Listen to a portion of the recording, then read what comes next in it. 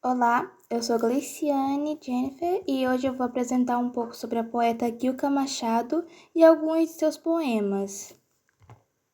Ao longo da apresentação, iremos ver os poemas Ser Mulher e Sensual e vamos analisar eles e fazer uma comparação entre ambos.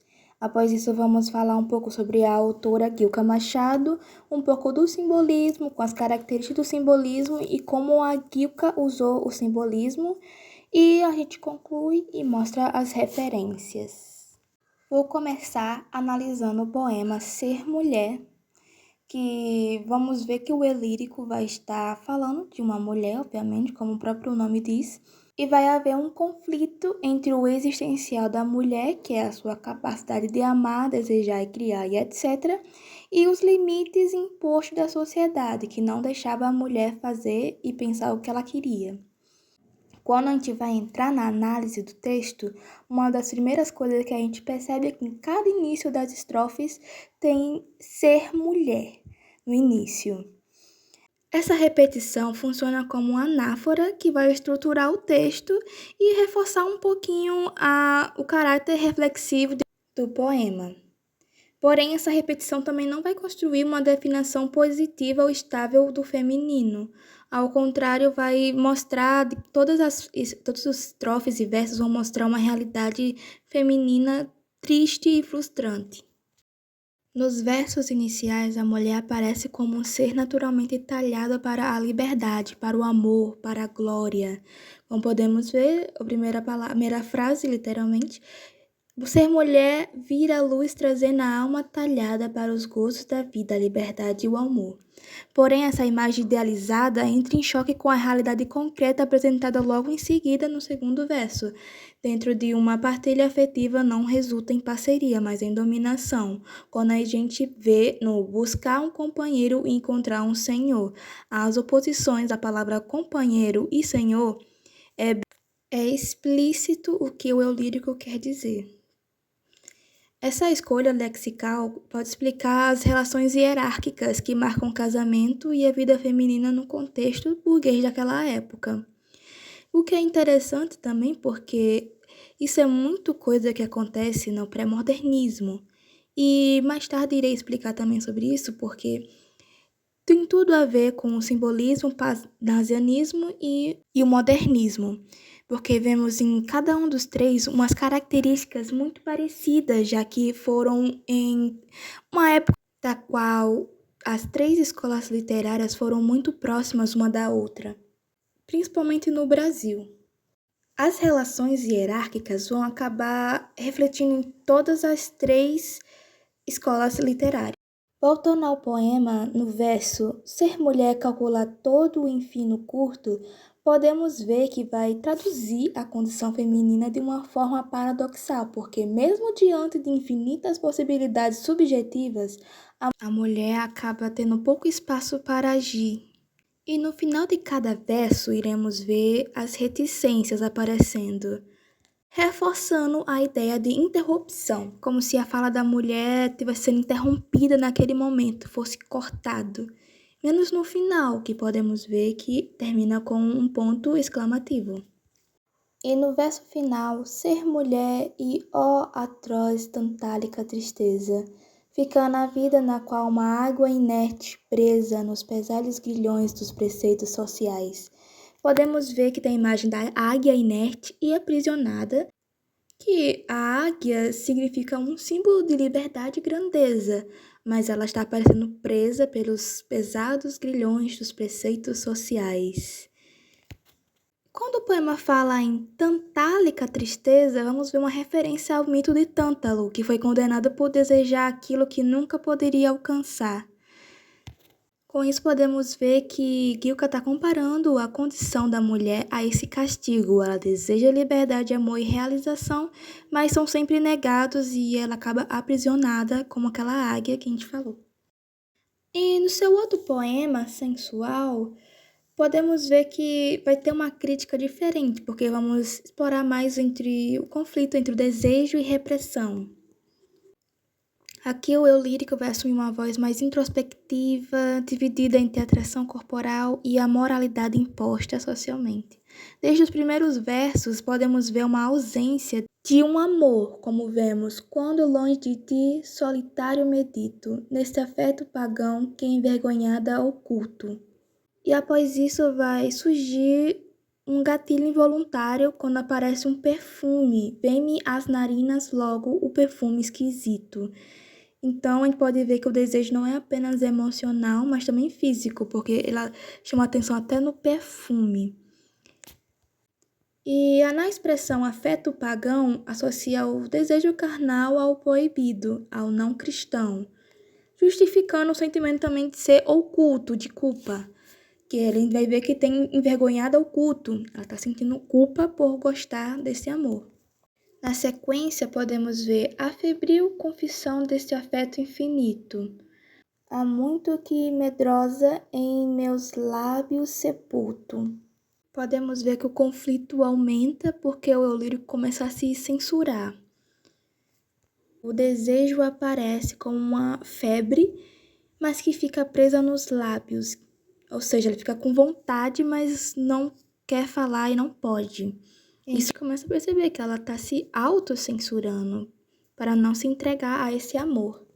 E em pois teu lascivo olhar em mim pregado fito, podemos ver que o olhar do outro é descrito como lascivo, que vai reforçar uma repressão, assim, pois a sexualidade feminina é sempre vigiada e julgada, inclusive pela própria mulher, que está se escondendo.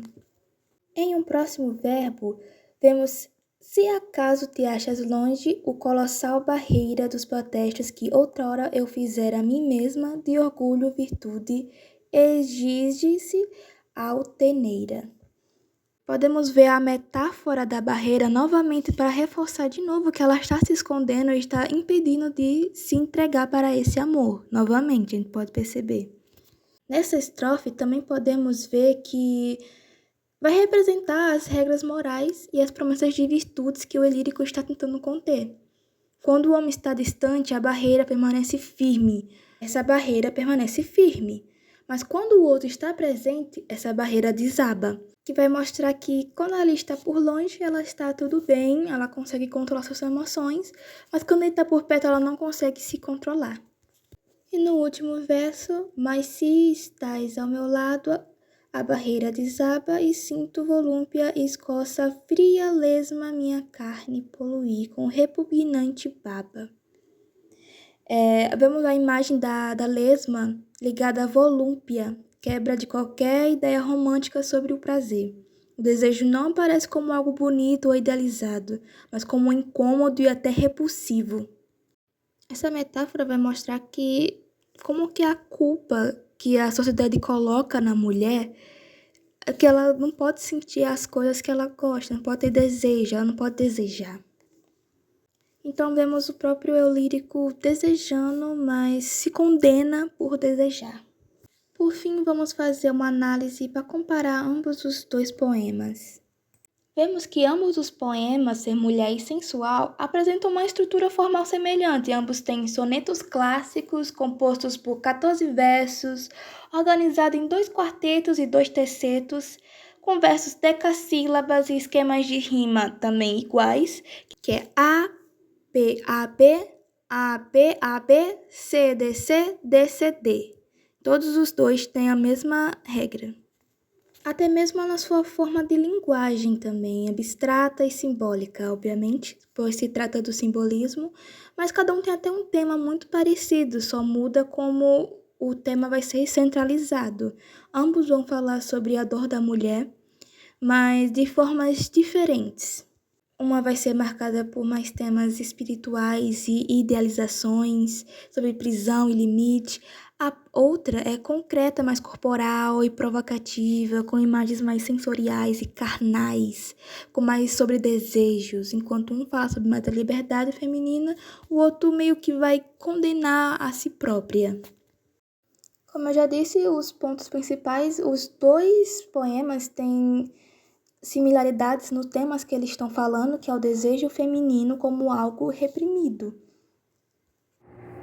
E bem, ambos vão falar sobre a sociedade patriarcal, que vai aparecer como um limite, colocando limite no sentimento das mulheres, em ambos os dois. Como eu falei, também tem uma marca muito forte do simbolismo, com imagens intensas, subjetivas, metáforas, muito simbolista, como eu posso dizer. E todos os textos vai refletir a mesma coisa, que ser mulher significa não poder viver plenamente do aquilo que ela se sente. Uma quer liberdade, a outra quer desejo. Mas ambos meio que estão reprimindo, principalmente o segundo texto, que ela realmente fala que que ela se reprime a si mesma. A outra, ela acaba se sentindo mais reprimida pela sociedade. A outra está se auto-reprimindo. O que é muito interessante, porque ambas têm uma coisa de reprimir, só que ambas têm uma forma diferente de sentir. Uma está se auto-reprimindo e a outra se sente, que é totalmente diferente uma da outra. Praticamente a gente vai revelar duas faces do mesmo aprisionamento. Quilca Machado foi uma poeta brasileira nascida no Rio de Janeiro em 1893.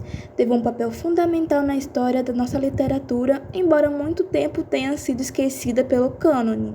Desde muito jovem ela já demonstrava talento, tanto que aos 14 anos venceu um concurso literário que causou um impacto em uma sociedade profundamente patriarcal.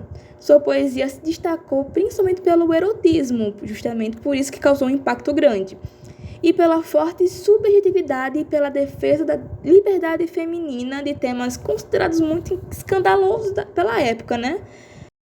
Entre suas principais obras estão Cristais Partidos, Estados de Mulher e Mulher Nua, livros que romperam com a imagem da mulher como objetivo passivo da literatura e colocaram como sujeito criativo da poética.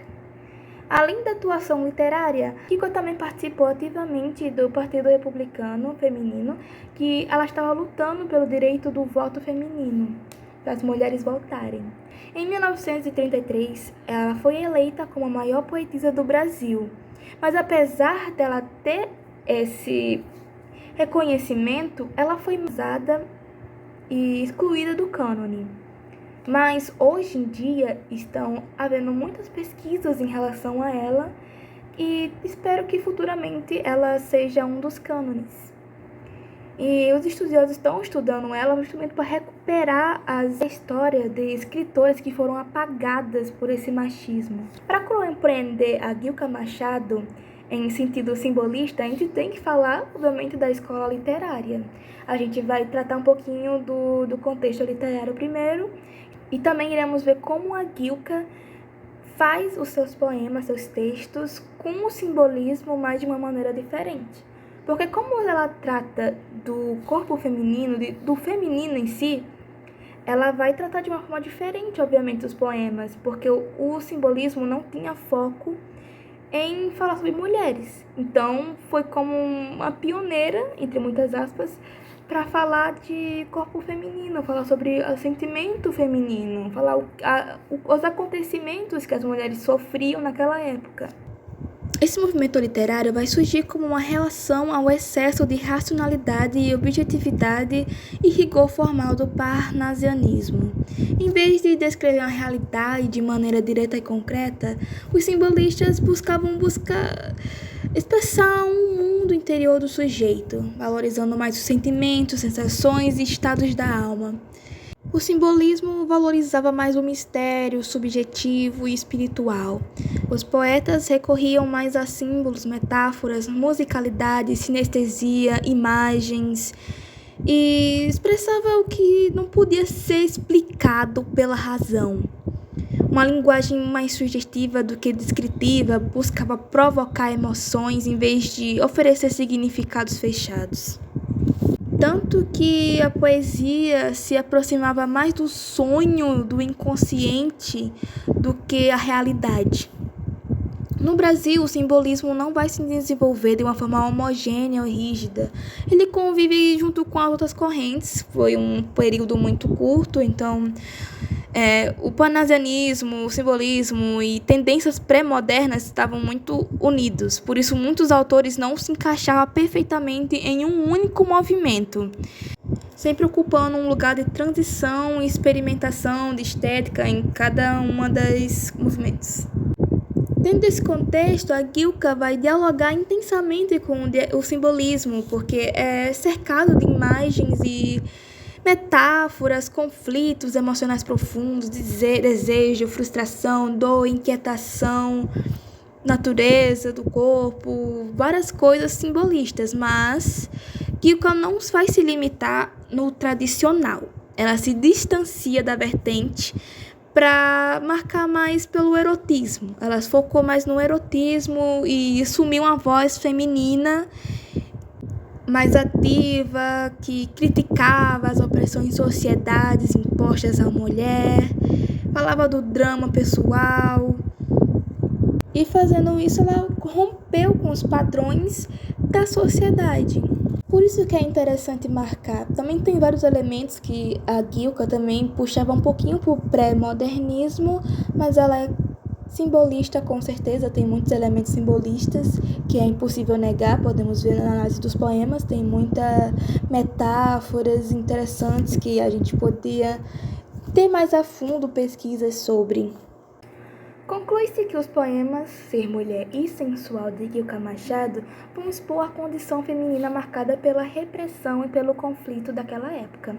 Em Ser Mulher, a mulher é impedida de realizar seus sonhos de liberdade e amor por uma sociedade patriarcal, e em Sensual ela se aprisiona seus sentimentos. Ela vai se prender a não demonstrar suas emoções. Mas também é a culpa do patriarcado que acabou que controla a mente dela. Isso é tudo.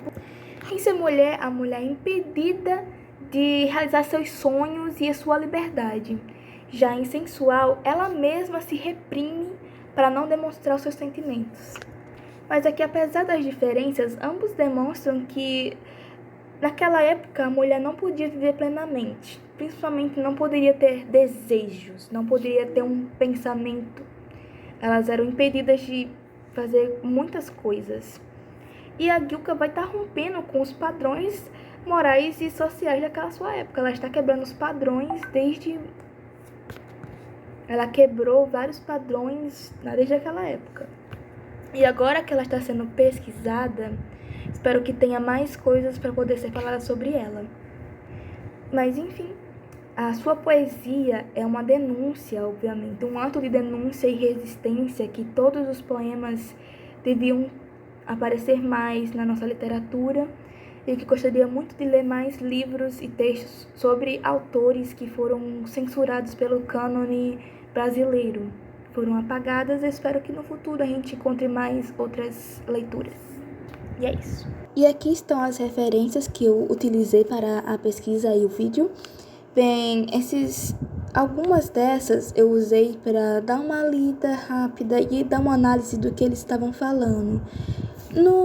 Na primeira referência, Colombo, eu utilizei principalmente para pegar os 2 poemas que eu tinha encontrado, que realmente foi muito difícil encontrar os poemas que seriam bons de ser utilizados na pesquisa. Eu encontrei justamente uma pessoa analisando esses 2 poemas e eu achei muito curioso e eu gostaria de ter colocado ele como referência porque eu usei muitas coisas sobre ele. O outro também que eu usei bastante foi o de Gilka Machado e o simbolismo. Eu não puxei muitos trechos das referências, mas eu li elas e eu achei muito interessante deixar elas aqui, porque eu acho que dá para fazer uma pesquisa muito melhor depois. Quem sabe?